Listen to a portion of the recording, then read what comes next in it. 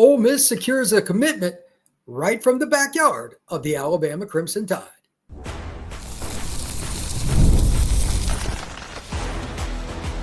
You are Locked On Ole Miss, your daily podcast on the Ole Miss Rebels. Part of the Locked On Podcast Network, your team every day. Welcome back to Locked On Ole Miss. I am your host, Brian Smith, in for Stephen Willis.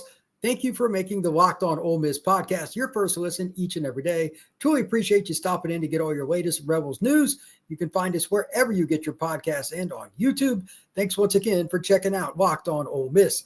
Today's show is brought to you by our friends over at Monarch Money.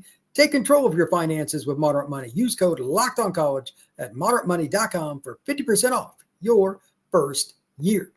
We're going to be talking about the LSU Tigers game. That's one that I've been discussing a little bit here on the show, and I'm having a lot of fun with it. I hope you are as well. We're going to talk about some key matchups, some concerns I have for Ole Miss as LSU is reloading. Make no mistake about it. They're going to be one of the top teams in the country, but it's in Oxford, and it's going to be a matchup of two or three spots that I think are fantastic. I'm going to break those down today, but first, we're going to start off with recruiting.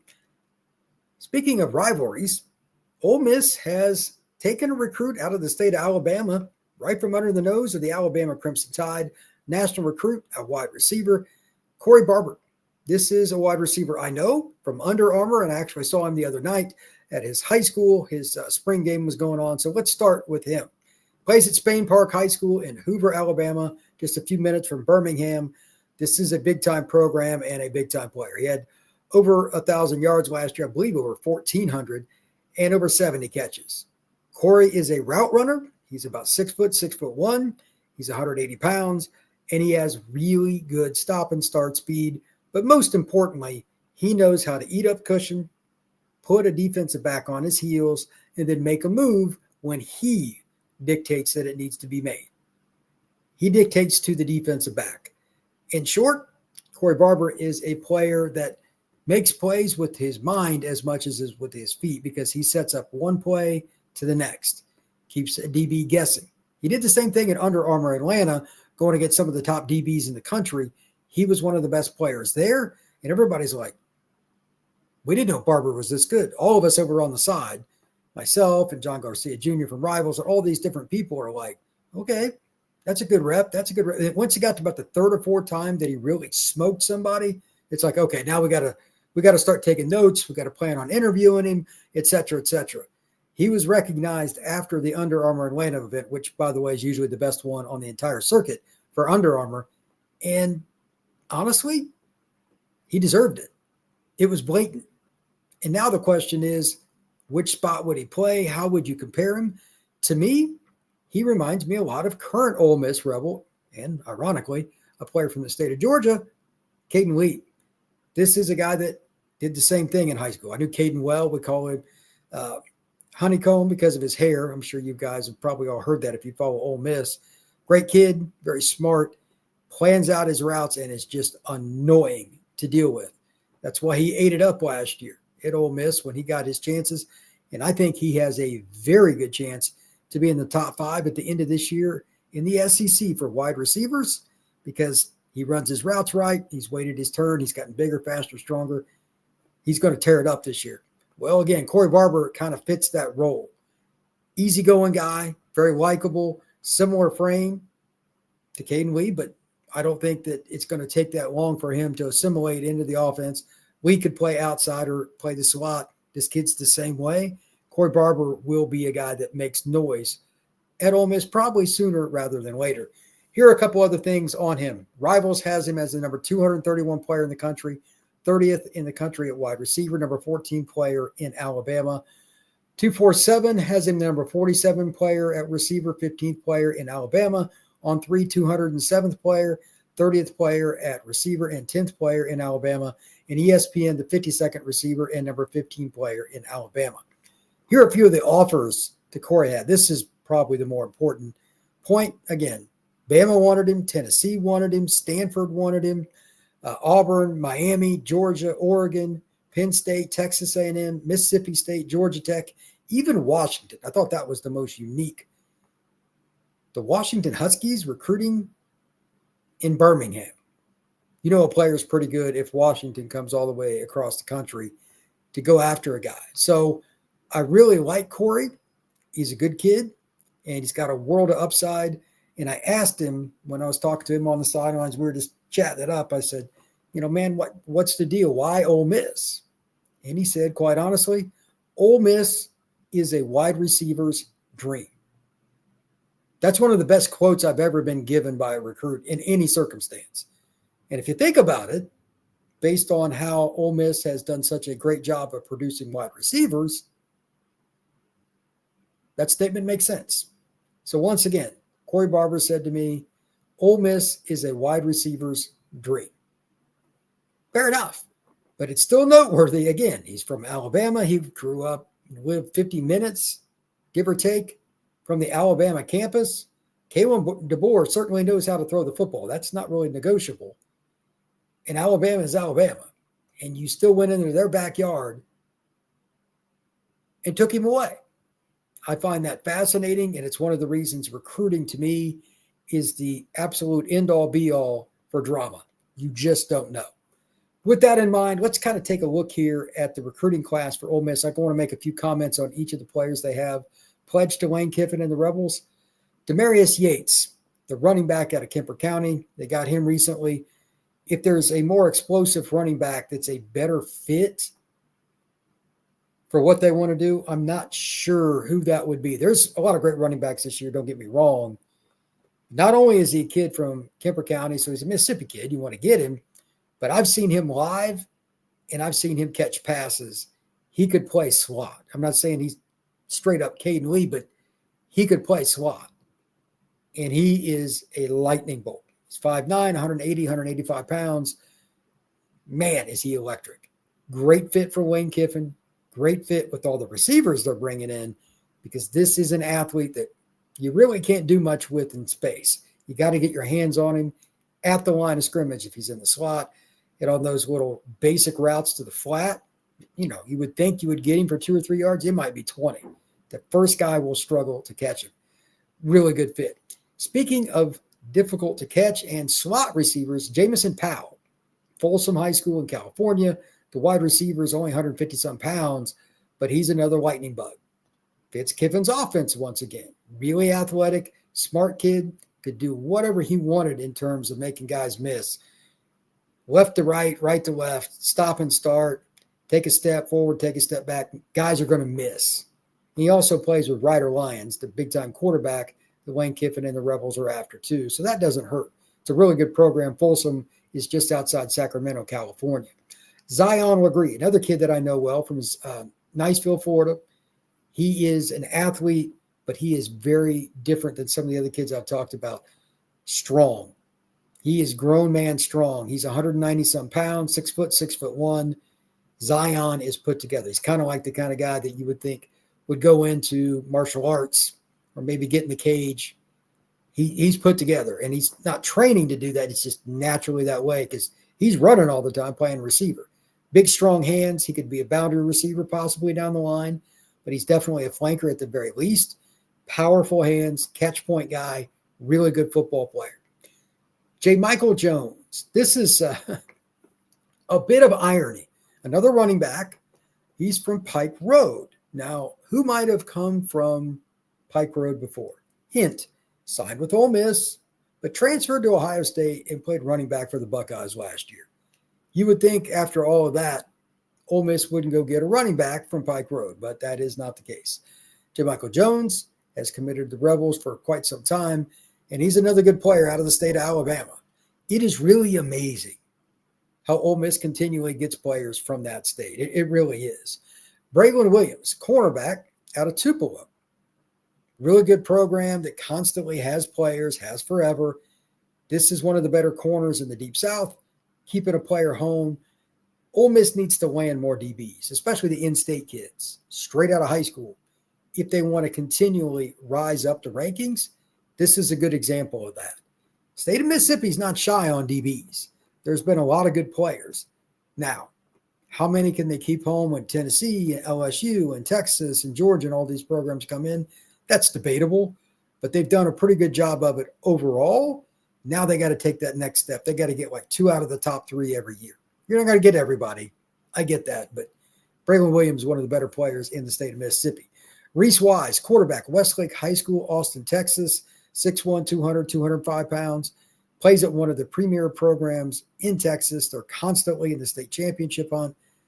The quarterback at Clemson, same high school, and they've got kids all over the place. Notre Dame's best receivers from that high school, extremely well-coached players. They run an offense that can go up-tempo. They can run 4-minute offense at any time. They are trained a little differently at Westlake. It's an elite program and has for long as I can remember, honestly. That's probably not going to change. So it's a big deal there, and they're kind of a show. I love the fact that you're going to get a quarterback from there because that position is so much different than all the others. Really looking forward to seeing what Reese Wise does this next year. He might be a kid that kind of goes up the rankings because he's only ranked like number 30 by some of the recruiting services at quarterback. I think he's a little better than that. And finally, Isaiah Williams. Talked about him before. He's the edge rusher out of Tavares, Florida, just north of Orlando. Is another kid that I know well. Really athletic, probably an edge rusher in most schemes. We'll see. I know Bill Belichick wanted to play him at strong safety. I'm not sure his body will handle that, but maybe it would. He's 6'2", 215, so we'll see. I don't know if he could cover for that much of a time, but he's a really good athlete, and obviously Bill Belichick knows better than I on most things. So anyway, Isaiah is a great prospect, and he's a kid you steal out of Florida.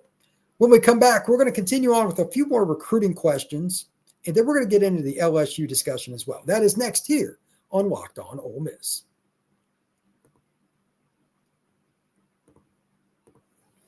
Get the supplies you need from the site made for the skilled trades, Supply House. Whether you're into plumbing, HVAC, or electrical work, Supply House is a reliable way to order products online. Their easy-to-use website is packed with helpful resources and the latest product info to help you get the job done right. Plus, with a complete inventory of over 200,000 parts from 400-plus top brands, you'll find exactly what you need, delivered fast, coast to coast. Need help with an order? Supply House offers expert support and industry-leading service, so you'll always talk to a real person.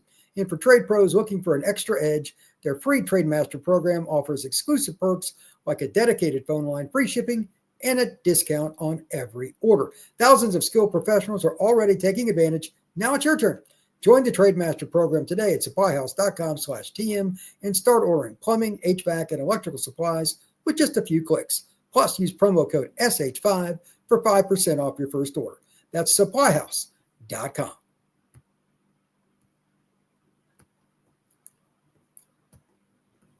The Rebels need to continue on this pace with their recruiting class. Not only are they adding talent, not only is it balanced, they're adding some guys that are playmakers.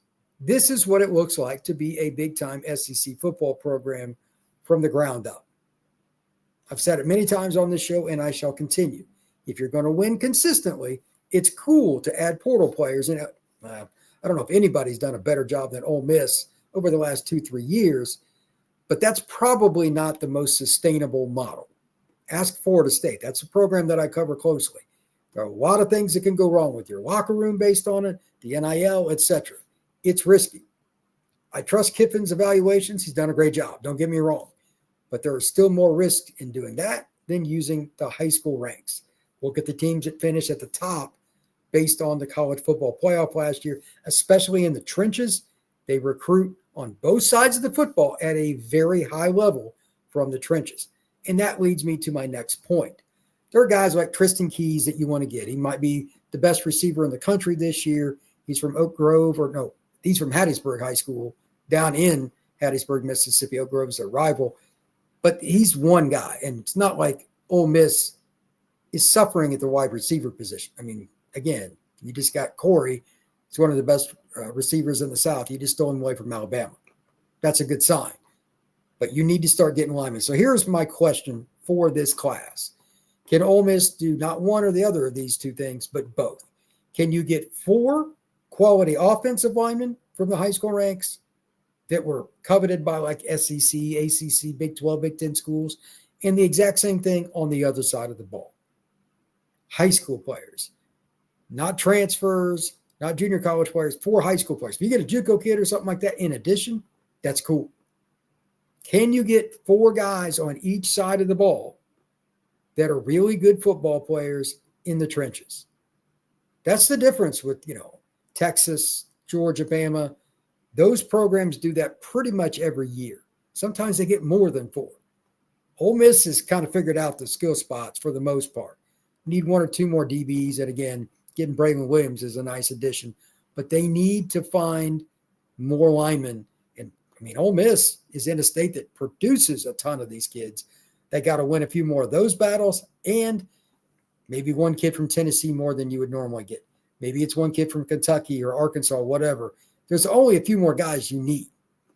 But Ole Miss needs to get those kids in the trenches every single year out of the high school ranks. If they do, I guarantee you, Lane Kiffin will be in a far better position long-term to win games. He's going to get the quarterbacks, running backs, receivers. That's pretty self-explanatory. Tight ends, too.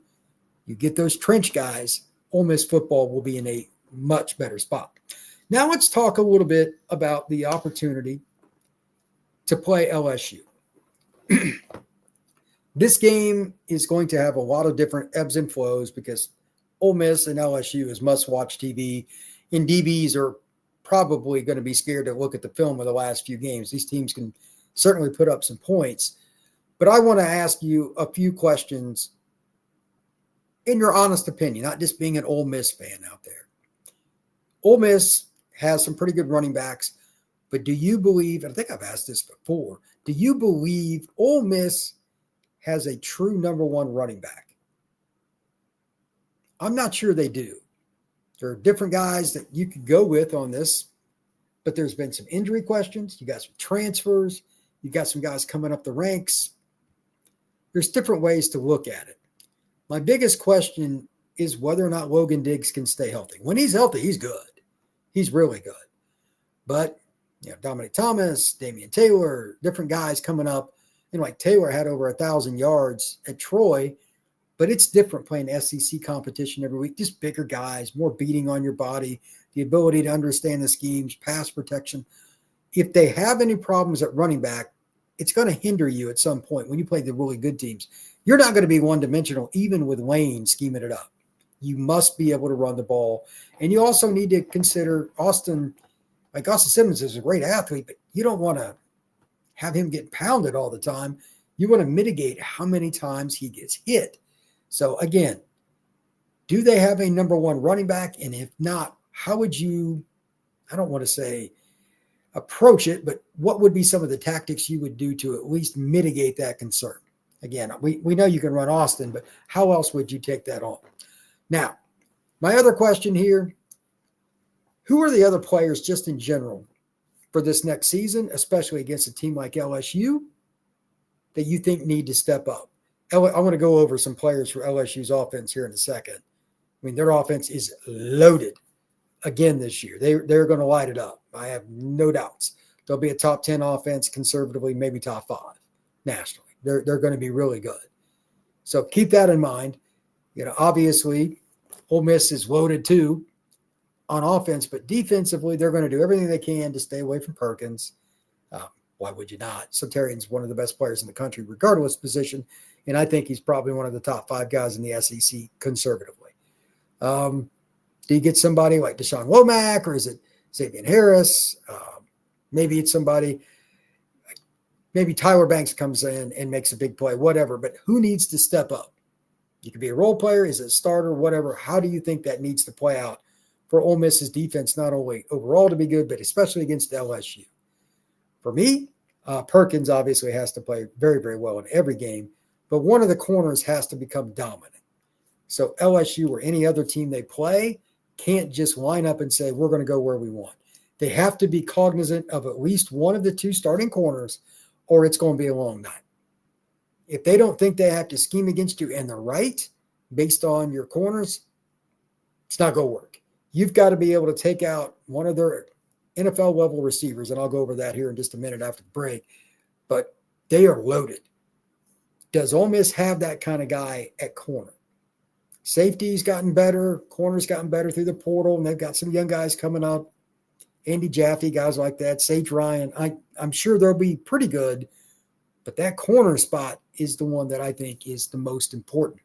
When we come back, I want to go over the players for LSU that I think could harm them the most and what LSU is going to probably try to do.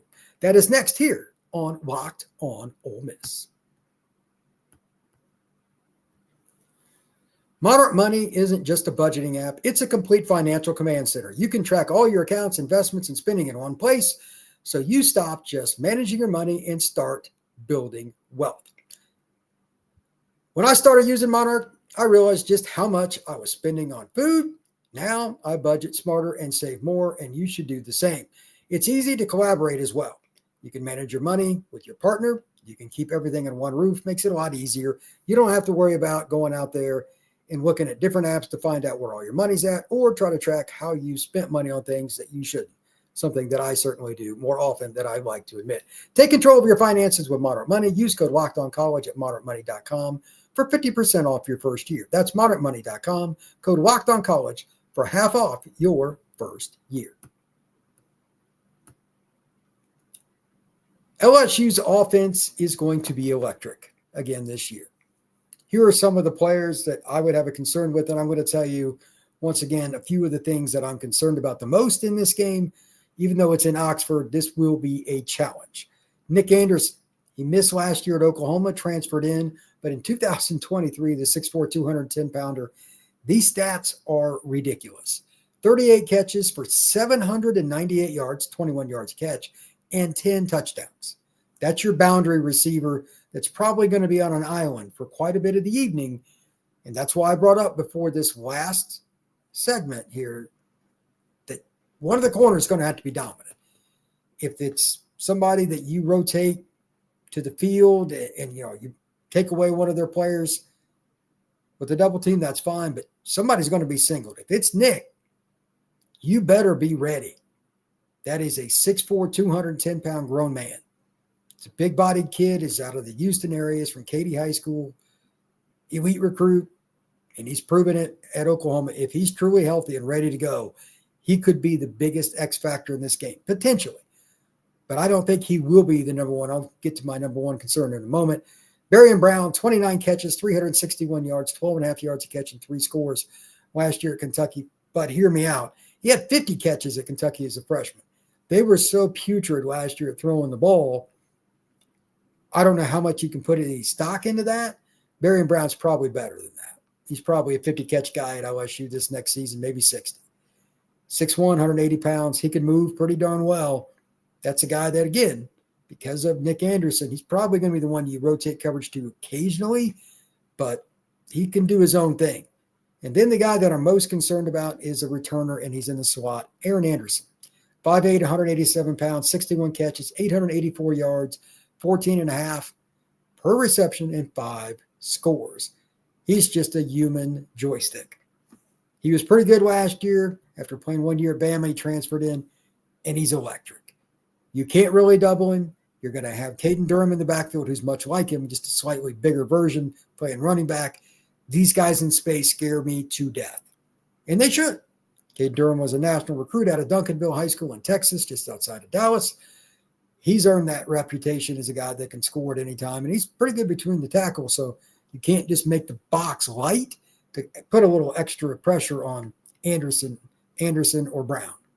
Any of those three can light you up, and that doesn't even count Chris Hilton, who averaged 27 yards a catch last year. He's back, 3 touchdowns. And then Trey'Dez Green, the big tight end, is the biggest X factor just about in college football. He played a little bit last year, but they had an NFL tight end, so he kind of waited his turn. He had 4 touchdown catches on 13 receptions. He's 6'7", 250. Very unique football player. Another kid, homegrown from Louisiana, everybody recruited. He decided to stay home and play for the Bayou Bengals. So out of everybody that Ole Miss plays this year, no doubt in my mind, LSU has the best overall balance of skill talent on offense. It is very, very unique. Now, where are their weaknesses? This is debatable because I don't think their offense really has many at all, but they did lose their tackle. So I'm just going to bring this up. Their left tackle went 4th in the draft. I mean, he was incredible. He started 3 years at LSU and got out of Dodge. But Tyree Adams is a highly recruited kid, 6'6", 6'7", out of St. Aug in New Orleans, one of the best programs in the South. He's next up, 6'7", 310 pounds. But he hasn't played a lot. On the other side, Weston Davis is probably going to be the starter. He's a little bigger. He's about 320. Kid out of Beaumont, just over the line from Louisiana and Texas. National recruit. But he's a redshirt freshman. Is he ready for Suntarian Perkins? Is Tyree Adams ready for him? Are they ready for a lot of looks? If I am anybody on Ole Miss's staff, I don't care if I'm the dead last guy on the totem pole, I'm going to be talking about running every kind of different junk defense there is to confuse those guys, because you're not going to cover the receivers all that long. Ohio State wouldn't cover them that long. Notre Dame wouldn't cover them that long. Texas wouldn't cover them that long. Those might be the three best secondaries in college football. Ole Miss is not on that level in a secondary. They're not. You're going to have to be very creative to cause problems for Nussmeier. I mean, he's a really good quarterback. He's got a pretty good chance to be a first-round draft pick. If you give him time in this game, they can definitely come up to Oxford and win. They can just win in a shootout. They could win 48-45. Wouldn't shock me. They've got to be creative, and they've got to get at least one turnover that is based on scheme. Yeah, the players make the interceptions and recover the fumbles, all that. Scheme. They've got to fool the tackles, and you get a strip sack fumble. You got to get somebody out of position, and Nussmeier, he does this sometimes, throws it up for grabs under duress, like backing up. He's made plenty of those mistakes. You've got to take advantage of the inexperienced tackles. To me, that is one of the biggest things to do. The only other thing I want to bring up is when Ole Miss has the ball, speaking of matchups, this is one guy that I think you should kind of look at when he plays, and I think he's going to play quite a bit. P.J. Woodward, not the biggest dude. He's 5'11", 170 pounds, 165 pounds. He played 133 snaps for LSU last year, but his tackling grade was only 50.6 on PFF. His coverage grade was solid, 63.8, but his run defense was 52.6. He split time a little bit more at corner than played some slot. Where he's at, I would screen and run the ball at him. He's not very big. He's not proven to be a very big tackler. Maybe you can pop a play just on an outside zone, toss sweep, swing pass, something like that. If you can run him over like Diggs or somebody, good luck. That kid's not going to tackle Diggs very easily. That could be a key to you winning this football game. Final point, and it's something I know I've mentioned already. Wherever he's at, avoid A.J. Halsey, the kid that Ole Miss went after, but decided on Ole Miss to transfer from Houston. Very good safety. He's athletic. He's smart. He's proven. He's durable. He's put up humongous stats. That safety, wherever he's at, stay away. I would go out of my way to not deal with A.J. Halsey. He's a very good football player. Go at their corners more than their safeties. And above all else, again, when you're on defense, make those tackles, make a lot of moves. Thank you once again for talking about Locked On Ole Miss and spreading the word for me and for, more importantly, Stephen Willis.